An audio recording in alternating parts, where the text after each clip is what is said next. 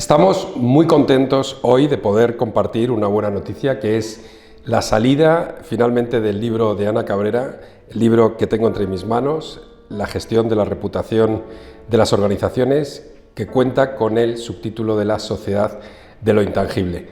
Y hoy tenemos la suerte además de contar con Ana para poder dialogar un poco sobre los aspectos fundamentales de este libro. Hola Ana, ¿cómo estás? Muy bien, muchas gracias. Oye, lo primero que quiero hacer es darte la enhorabuena por el libro. O sea, sé que ha sido un esfuerzo muy grande el que has hecho y darte las gracias también porque la verdad es que bueno, es un libro con el que yo he disfrutado muchísimo. Creo que es un libro con el que pueden disfrutar mucho todos los lectores y quería pues un poco que repasásemos así los aspectos fundamentales del libro. La primera cuestión que a mí me llamó la atención es precisamente el subtítulo, ¿no? La sociedad de lo intangible. Creo que es un subtítulo muy sugerente que contextualiza muy bien pues la temática del libro, le da marco, pero me gustaría un poco que nos dijeses desde tu perspectiva, cuando hablas de la sociedad de lo intangible, ¿a qué te refieres? Pues la verdad que cuando empecé a escribir el ensayo sentí enseguida que tenía que explicar el contexto social en el que las organizaciones estaban operando, ¿no? Y ya no solamente organizaciones, sino las personas. Y realmente pues, me di cuenta de que se hablaba mucho de sociedad posmoderna, sociedad digital, pero al final todo hacía referencia a elementos intangibles, ¿no? Entonces, desde la alta incertidumbre que estamos viviendo desde comienzos de este siglo XXI, ¿no? Las crisis económicas, el cambio climático, la digitalización de la sociedad, todo eso ha transformado por completo nuestra forma de comunicarnos, de relacionarnos y, por supuesto, las propias organizaciones se ven dentro de esta nueva dinámica, ¿no? Entonces, para mí la sociedad de la intangible es una sociedad muy incierta, muy inestable, en el que hay tres elementos fundamentales, ¿no? Por un lado, la búsqueda incansable de la identidad individual de cada uno de nosotros, de intentar ubicarnos, y además con el cóctel del Big Data y de Internet y de la inteligencia artificial, pues cada vez se profundiza más, ¿no? En intentar integrarnos o adaptarnos en algún grupo. Pero no solamente identidad individual, sino también identidad de conjunto, de grupo, ¿no? Y aquí las organizaciones intentan analizar esos microperfiles identitarios para poder, esto se ve muy bien en el sector privado, en las empresas, eso gracias a la inteligencia artificial, ¿no? y al Big Data, cómo consiguen hacer un perfil exacto de cada uno de sus stakeholders y para poder así hacer sus productos, ¿no? Entonces, bueno, junto con esta búsqueda de la identidad, también tenemos por otro lado es un mundo de las emociones, precisamente porque todo lo que es tangible se ha ido introduciendo en máquinas cada vez más perfeccionadas y entonces nos están conduciendo a los seres humanos irremediablemente a nuestro lado más anímico, ¿no? Entonces, dentro de este contexto que es incierto, que es inestable, precisamente una de las emociones que más predomina es la del miedo. Y esto me conduce al tercer elemento, que es el de la confianza, ¿no? Hay una crisis generalizada de confianza, pero yo creo que se ha notado especialmente a partir de la gran recesión del 2008, sobre todo con las organizaciones, las empresas del sector privado, también con la administración pública, y precisamente por esa pérdida de relatos agregadores, esa búsqueda incansable de la identidad individual, esos grandes retos globales que no somos capaces de darles una solución. Entonces vemos una sociedad cada vez más individualizada, cada vez más miedosa, pues inevitablemente cada vez hay más desconfianza, ¿no? Y es precisamente en 2008 Justo Villafañe, que es catedrático, bueno, ha sido el gran referente de la reputación en nuestro país, pues él lo decía, ¿no? que en 2008 hubo un antes y un después, sobre todo de concienciación por parte de las organizaciones de tener que recuperar esa confianza perdida para, en esta sociedad de lo intangible, al menos poder dar a las personas algún elemento al que aferrarse. Todos esos elementos movilizadores, que son elementos sensoriales, que son elementos emocionales, como tú dices, la verdad es que eso está tocado en el libro de manera fascinante. Esta era de la intangibilidad, ¿cómo se plasma en el sector público y en el sector privado? Pues precisamente en el ámbito donde más se ha plasmado esta intangibilidad es en la economía, y aquí empiezo con el sector privado, porque desde hace unos 10 años se viene hablando de la economía de los intangibles, ¿no?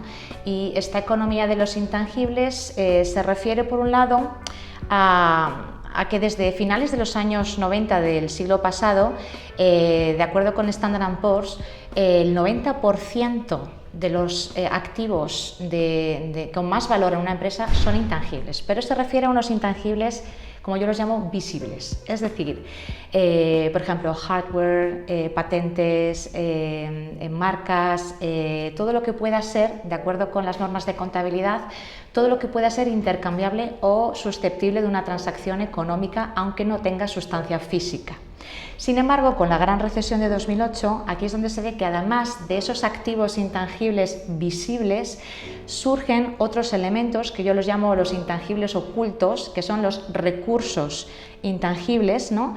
En los que realmente, como dice Justo Villafañe, según maduran, no como el buen vino, aportan cada vez más, ¿no? Entonces, estos recursos no son objeto de una transacción económica, nos estamos refiriendo sobre todo a la reputación, que para mí es el gran intangible, también a la responsabilidad social empresarial, al capital intelectual, al capital social. Entonces, todos estos recursos intangibles, ha habido un antes y un después en la gestión dentro de las propias organizaciones y en las empresas. Se ha visto de manera muy clara, ¿no? O sea, cómo cada vez los departamentos de comunicación se han ido ampliando sus funciones. El llamado ahora DIRCON o Chief Communication Officer ya no está en la segunda línea directiva, sino que ha subido a la primera línea directiva de muchas compañías, precisamente porque su rol ya no solamente relacionarse con la prensa o con los medios de comunicación, sino alinear los objetivos de negocio de cualquier empresa con los recursos intangibles de esa organización.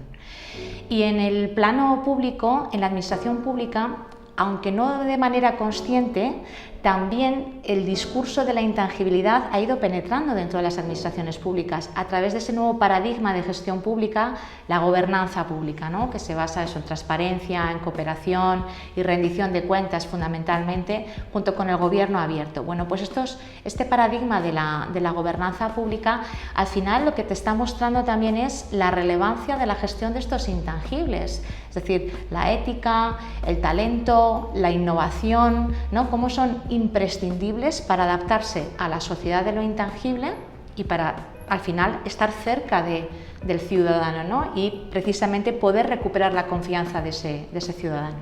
Oye, me encantaría, y podría estar hablando contigo un montón, especialmente en el ámbito público, que me interesa mucho esa parte del libro, que además me parece como muy original, ¿no? Creo que es de los pocos libros, yo desde luego no conozco ninguno, que trate a la vez el sector público y el sector privado, pero tú has hablado de la reputación como elemento clave, esencial.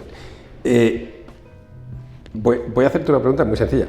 ¿Qué es la reputación? O sea, pues es la gran pregunta, pero yo creo que vuelvo otra vez a Justo Villafañe, porque creo que o sea, dentro de los autores que se han atrevido a definir lo que es reputación, el que, bueno, desde mi punto de vista, ha acertado más, ¿no?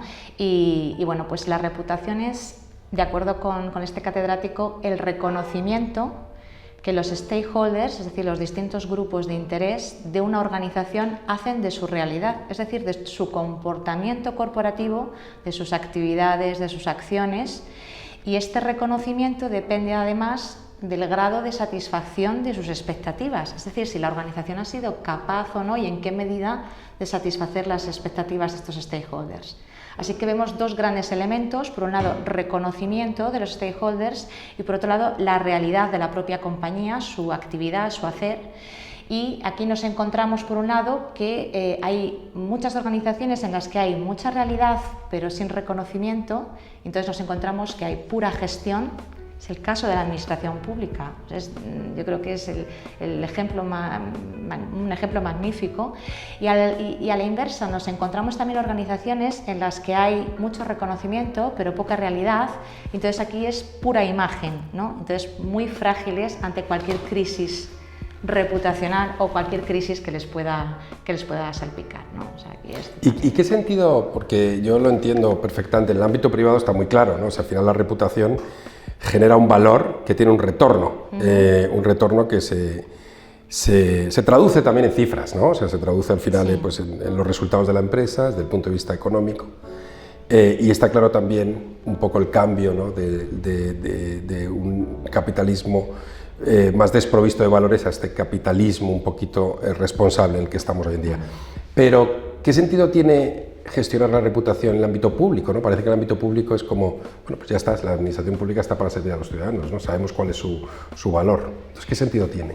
Pues la verdad que en ese sentido, precisamente porque la administración, una de sus características es su carácter neutral, ¿no? O sea, se debe al bien público, servir al interés general con objetividad, ¿no? Entonces, aquí realmente a priori parece incompatible la gestión de la reputación con esa neutralidad, ¿no? De las administraciones públicas. Y esto es uno de los elementos que defendía a priori otra gran experta, en este caso del estudio de la reputación en el sector público, que es Luo Ma Hou. Y al principio decía que que las administraciones, las organizaciones públicas, solo pueden tender a la neutralidad.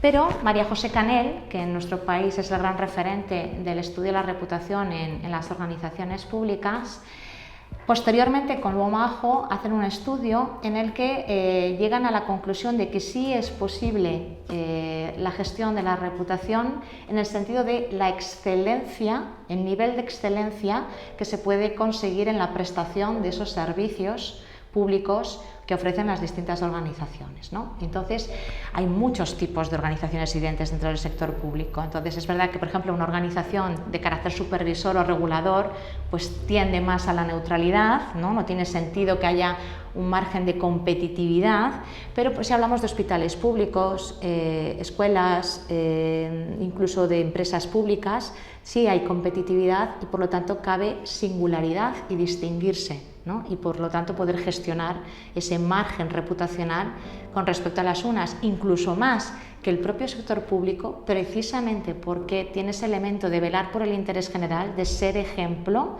y de promover el cambio en la sociedad, que se pueda dar esa comparación entre lo público y lo privado y que sea lo público un reclamo para lo privado.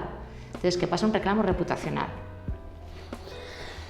Esto te capto perfectamente, especialmente en un momento en el que el capital social inicial que tiene por naturaleza el ámbito público pues se va perdiendo, ¿no? Y al final se necesita recuperar esa confianza y restablecer los vínculos entre los ciudadanos y las instituciones públicas, ¿no? En el marco precisamente de regeneración, digamos, de renovar esos pactos, digamos, que hay entre la sociedad y el ámbito de las instituciones públicas, no de lo político, hablo de las instituciones públicas, que creo que este libro es súper interesante porque se refiere precisamente a las instituciones neutrales que tienen un valor en sí mismo y que hoy en día requieren de un valor adicional que está muy relacionado con esos intangibles. Ana, hay una pregunta que tiene que ver con el estilo del libro, ¿no? O sea, a mí el libro me parece que tiene muchos valores, creo que es interesante para cualquier persona que quiera entender un poquito cuál es el entorno en el que nos estamos moviendo. Tú hablas ahí mucho del entorno VUCA, no hablas del entorno TANI, o sea, hablas de... Pues en general yo creo que es para sentir un poco qué nos está ocurriendo en la sociedad como personas, como instituciones y como organización, ¿no? Me parece que tiene una lectura para el público general, como digo, me parece que tiene una lectura para profesionales del sector privado y desde luego me encantaría que esto tuviese una lectura para profesionales del sector público porque creo que hace mucha falta, ¿no? En cuanto al estilo, la narrativa que utilizas a mí me ha gustado especialmente porque tiene un estilo desprovisto, digamos, de presuntuosidad. Me parece que es muy agradable de leer y además utilizas algunos recursos comparativos y algunos relacionales con la literatura y con la cinematografía, ¿no? Aparecen muchas referencias a libros. ¿Cómo construiste un poco ese estilo? Pues la verdad, fue fácil, o sea, en el sentido de que, sobre todo cuando pensaba en el sector público, todos tenemos en nuestro imaginario grandes constructos, ¿no?, imaginarios de qué es un funcionario o de cómo nos imaginamos a una administración, y hay muchos recursos cinematográficos y literarios al respecto, ¿no? Entonces, bueno, pues sin ir más allá, pues las 12 pruebas de Asterix y Obelix, por ejemplo, en la casa de los locos, esa imagen, ¿no?, que aún no se ha perdido. O luego, pues con respecto al sector privado, que hay grandes documentales, no solamente películas, sino documentales, como por ejemplo El dilema de las redes, que hay en Netflix, que te muestra muy bien, ¿no?, esa sociedad de lo intangible que explico al principio del libro, y sobre todo el elemento de esa búsqueda de identidad, ¿no?, que al final tiene su lado perverso, su lado oscuro, ¿no?, de manipulación. Y bueno, pues como también dentro de esas falsas noticias, de esos discursos de odio, de esas manipulaciones, como las propias organizaciones son responsables y a la vez víctimas, ¿no?, dentro de esa dinámica que se ha creado, ¿no?, con los discursos y la comunicación en el ámbito digital, en las redes sociales, ¿no? Entonces, yo creo que este libro lo que hace es un llamamiento precisamente a, o sea, los recursos intangibles lo que llaman es a comportarse bien, que al final es ya no solo comportarse bien, porque no quiero que quede un calado moral, pero sí ser coherentes con lo que se dice y lo que se hace. Entonces yo creo que ayuda mucho, y esta idea está profundamente dentro del libro, y además es algún elemento que ahora mismo está en muchas series, películas, libros, ¿no? Por favor, un poco de coherencia, ¿no?, en este mundo tan caótico. Entonces... Sí, ahí me recuerda un poco, porque en el libro tú también haces una mención a Víctor Lapuente, el Decálogo del Buen Ciudadano, y precisamente pues yo creo que esto acaba siendo un libro muy interesante también porque establece unas reglas básicas de comportamiento de las organizaciones para ser coherentes y consistentes en su función y también en su relación con la sociedad. Pues muchísimas gracias, Ana. La verdad es que ha sido un placer tenerte aquí hoy y es un orgullo poder contar contigo en SKR Ediciones para hacer libros con tanta consistencia y tan agradables. Muchas gracias. Gracias a vosotros, Quique. Muchas gracias. Muy bien, pues después de esta conversación tan agradable, yo quiero recomendar vivamente que leáis este libro, que aprendáis con él, que entendamos todos un poco cuál es la función de las organizaciones en las que trabajamos, organizaciones públicas, organizaciones privadas. Un libro que está editado con mucho cuidado y cariño, que cuenta además con un prólogo de un personaje excepcional, de Ángela Lloza, un prólogo realmente atinado, y que creo que puede condensar los elementos clave para entender algo tan importante hoy en día como es qué sienten, cómo son y cómo reconocemos la función de las organizaciones en la sociedad. Gracias.